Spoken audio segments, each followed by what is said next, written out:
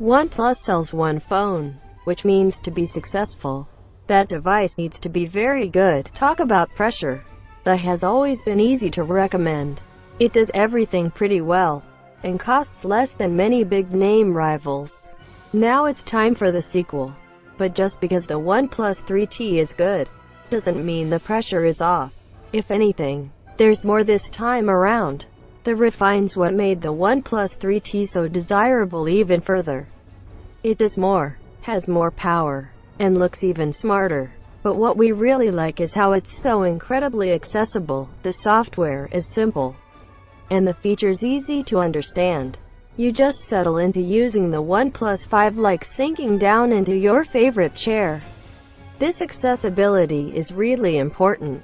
OnePlus has a somewhat geeky image, like it's only suitable for tech enthusiasts. The OnePlus 5 proves this isn't true at all. Apple is a master at making phones like this, and the iPhone's influence runs through the OnePlus 5 very clearly. It sometimes steps over the line from homage to imitation. Our OnePlus 5 review shows how the company impressively manages to rise above this, to achieve a level of brilliance that separates it from other high-end smartphones. Here's how. From the back, the OnePlus 5 really looks like an iPhone. The midnight black color scheme, carried over from the limited edition OnePlus 3T, is extremely close in shade to the matte black iPhone. The OnePlus logo shines in glossy black in the top center, and in the top left is a dual-lens camera flanked by a flash unit. Body-colored antenna bands curve around both ends of the OnePlus 5, just like they do on the iPhone. In the past, companies like Huawei have been accused of copying the iPhone's design, and while it still does to a certain extent, it has found its own style more recently.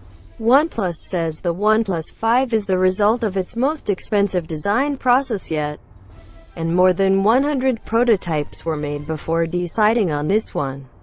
It's surprising then, to see it came up with an unashamed and unsubtle iPhone clone. The fact it's reminiscent of the iPhone doesn't make it ugly, it actually looks very attractive.